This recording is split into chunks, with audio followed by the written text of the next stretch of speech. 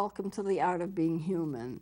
I'm going to conclude with menopause with just a few remarks, and then I'm going to go on into something else because we don't really need a full segment to complete it.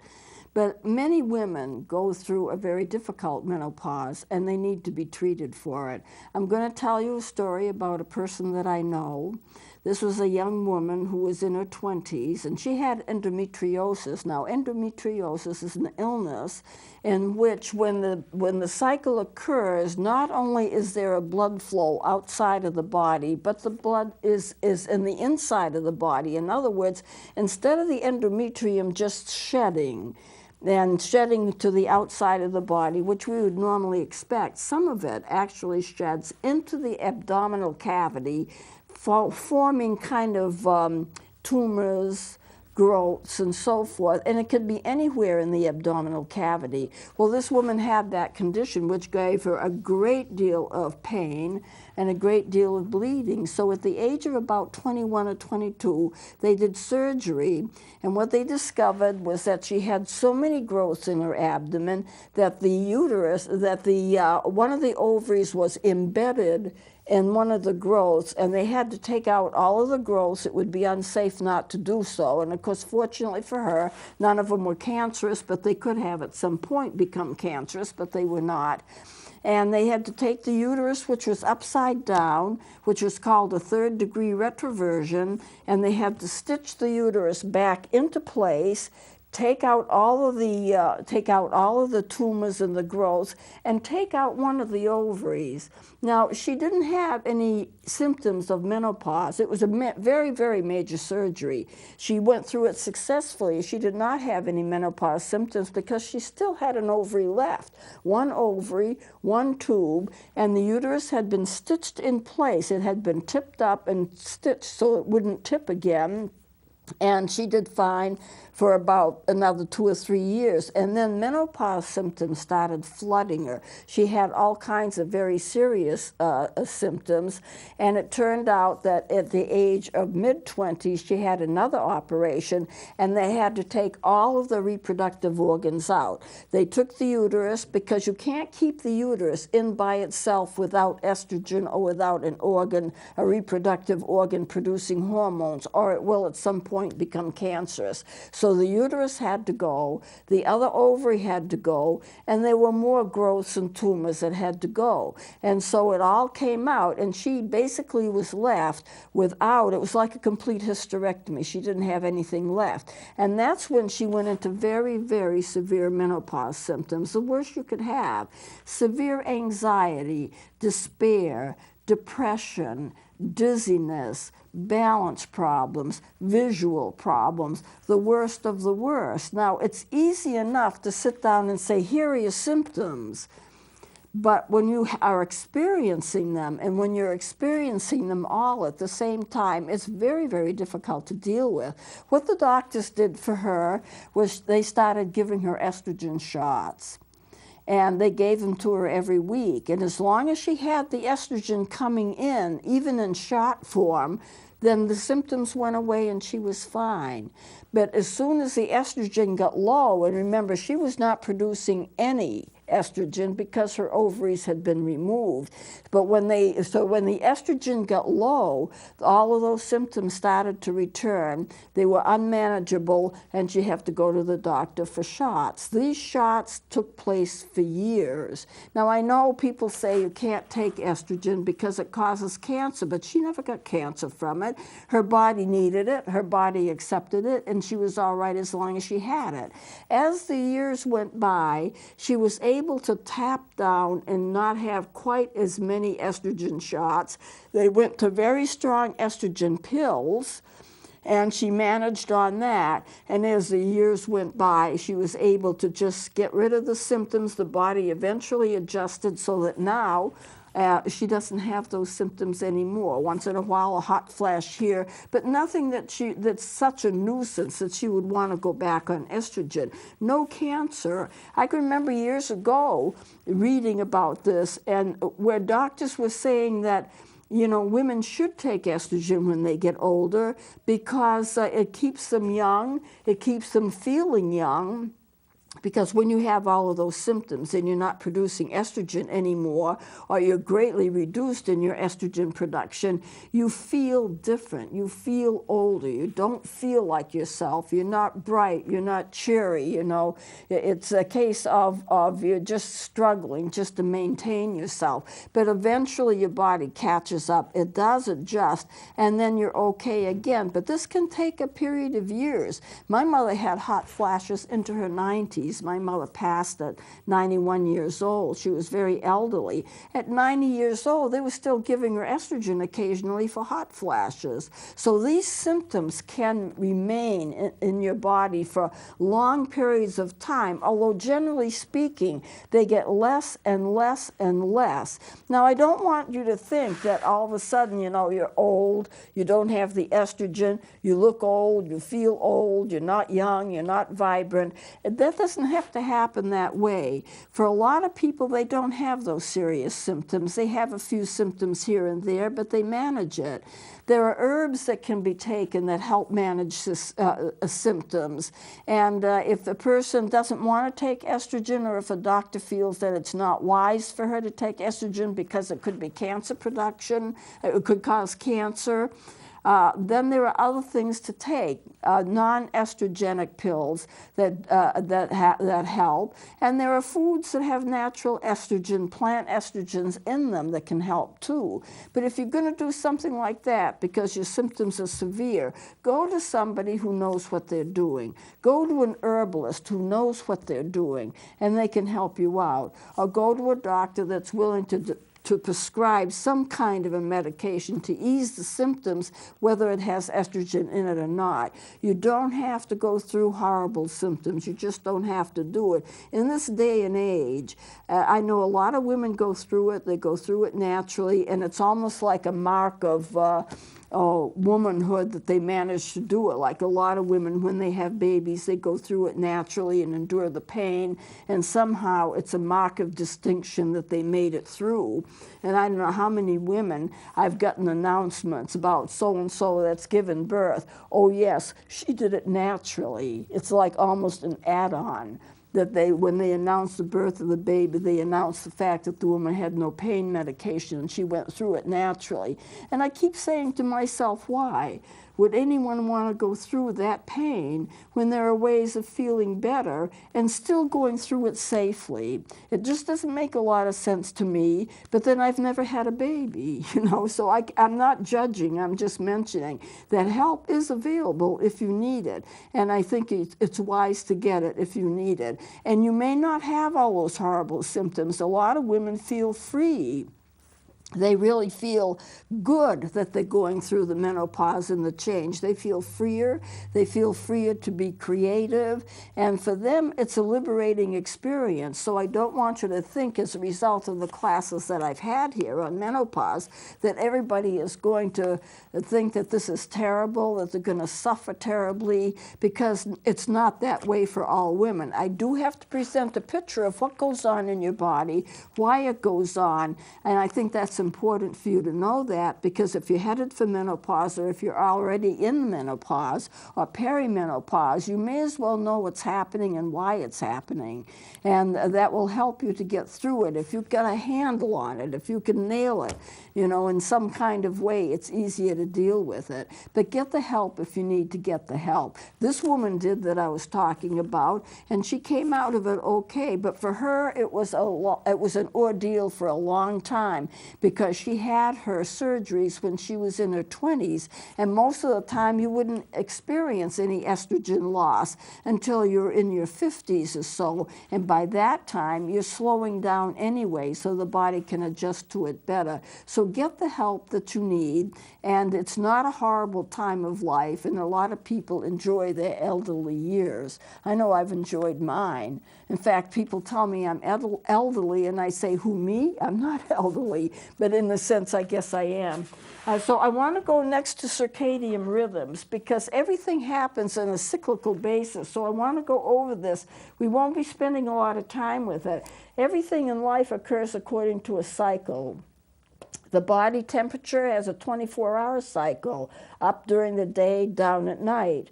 Pulses have a cycle. Blood pressure, Hormones, the monthly cycle we've already discussed.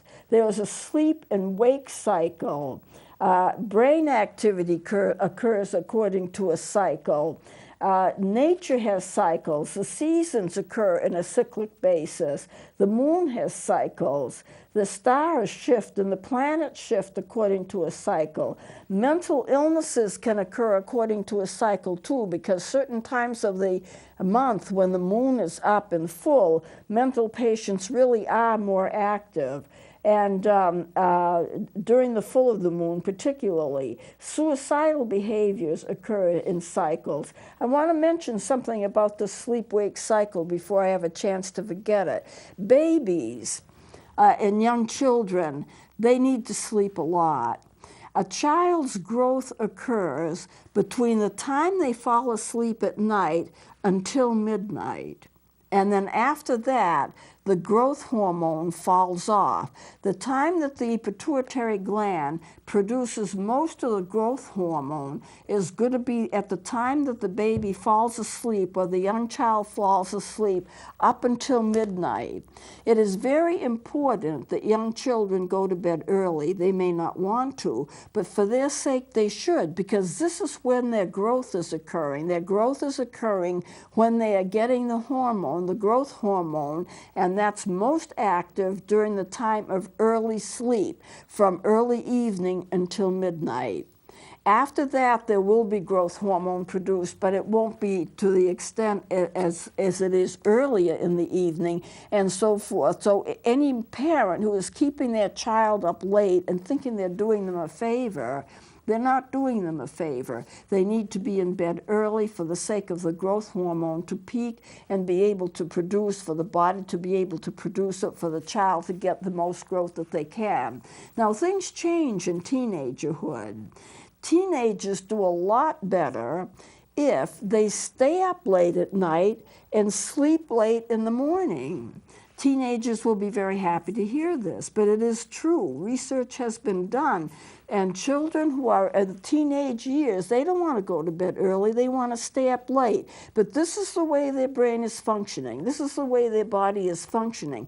And for them, it's better for them to stay up late and to sleep late in the morning. That's when they get their best sleep, and that's when the body produces what it needs to produce. And so it actually does work out better. Research studies have been done to show that children, teenagers, if they let them sleep later in the morning and start their school day later, they find their grades improve, they can concentrate better. There's much less in terms of truancy and people dropping out of school. It drops way down. If they're allowed to start later when they're more awake and they're allowed to stay awake at night later, they actually do much better in school and they don't drop out near as much. Their grades are higher. This is the way the body changes, you know. So in teenagerhood, what I'm saying about young children does not apply to teenagers. So I just want to mention that because I know it's an issue with some people. Now, we do have cycles that we go through, and I've mentioned some of them. We also have an intellectual cycle, an emotional cycle, and a physical cycle. This is all a part of our circadian rhythms. And when you are born and we'll say at 0, this is baseline, 0, that line right there. But then you have, starting at 0, you have your intellectual, emotional, and physical cycle starting. They all start at birth, and they go up and down, and the amplitude is different so that they're not up at the same time necessarily, they're not down at the same time necessarily, because the amplitudes are going to be different, some shorter than the others. So if you were to look at the circadian rhythms, if you look at it in terms of waves and you picture it that way, you'll get a mishmash. They all start at birth, but the amplitudes are different. That is, the length of the waves are different. Some of them are up and some of them are going to be down. So how does that affect the way you feel? If all of the cycles are up at the same time, more or less up, you're going to feel very good. You're going to feel like you have unparalleled good health. You know, you just have a sense of mastery of things. You feel good. You're in charge. You've got energy. Everything seems good. If they're all low at the same time, then you're going to feel sick. You're not going to feel good. You're going to be depressed. You're going to feel like you're not making progress in your life. You know, you're going to have more despair, more depression, more sickness. So if they're all up, you feel unparalleled good. If they're all down, you feel bad. That's the way that it goes. Most of the time, however, you're going to get 2 up and 1 down, 2 down and 1 up, and it's going to be kind of a mishmash, and that's where we are most of the time. We are kind of here and there, you know. Our wavelengths, if I can picture it that way, are not all up or they're not all down, although that occasionally happens. Now, the reason that I want to mention this is that some countries, and I believe Japan is one of those countries, or it was, they can calculate when it's best to have elective surgery. If a person has to have surgery, but it's elective, so they can pretty much choose the time when they go in for surgery, they will actually calculate when those waves are going to be up. That's the time they're going to have the easiest time recovering from illness or recovering from surgery, because they're on an upswing anyway. If they're down, you don't want to do elective surgery because it's going to be harder to recover, because the person's not going to feel good anyway. So I know some countries that will take a person at birth. They can mathematically calculate this. They'll take a person at their birth. They know what time they were born. It's on the medical records. And then they can calculate when those waves are up, when they're down, when you have 2 up, when you have 1 down, and so forth and so on. And they can calculate when it's safest to do elective surgery and easiest for them to get well. I want to mention this to you because I know it's a fascinating thing, and I've read books on it, but I couldn't find any of the books to really get involved. The other thing I want to mention, and we have time for this, and then I'll have to stop because we're running out of time. Ions and personality. We're living in an electrically charged universe.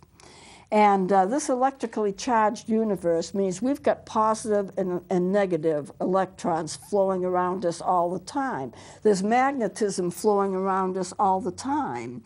And it is true that an ion is an electrically charged molecule, and there are certain areas of the Earth where the air has an imbalance of negative and positive charges. When you stop to think of it, and I haven't gone into this, but our nerve impulses have both a positive and negative charge. And if we were ever to get into it, and we may at some point, I'm not sure if I'll do it or not, but the negative charges, that our nervous impulses have both positive and negative charges to them. Now, so does the atmosphere around us. If the atmosphere has too many negative ions, not enough, the opposite. If the atmosphere has too many positive ions and not enough negative ions, then what happens is that people feel ill, despair, depressed, despondent. And there's the writer that I've been reading, he has a book out called The Ion Effect. He is a businessman, and he went to Geneva. When he went to Geneva on business, he developed all kinds of symptoms. He was symptoms of despair and nervousness and anxiety, and he didn't feel good. And he thought he was having a nervous breakdown, and why was he there? He didn't understand his life. And then he flew back to New York on business. His symptoms went away, and he felt fine again. There are certain parts of the Earth during certain times of the year when the negative and positive ions get out of balance, and 1/4 of the public is sensitive to this. I'm not saying everybody is, but 1/4 of the public is sensitive to this. And if you're working in office buildings where you don't get natural light, and you have air conditioning, and everything is like you're in kind of like a cage, you're not in the outside air, things get out of balance and people can get sick from that. So our balance and our hormones and the cycle, circadian rhythms and everything all balance out together. to make us healthy or unhealthy. So we cannot say that a person's personality is based on just one thing. There are just so many variables involved. And what I'm just trying to show is to just bring in, I'm not going to be able to go deeply in some of these things, but I'm going to go into, next time, I'm going to talk about body type. Can we tell anything about your personality by your body type? I don't have much stock in it, but I want to talk about it because a lot of people believe in it and a lot of people study it, and it's kind of fun. But I just want you to see how many variables there are to change your personality, and we need to understand that to have an understanding of us. So we're about out of time. I'm going to close it here. We're through with the menopause. We're through with circadian rhythms for now, and we'll go on into body types next time. So please join me then.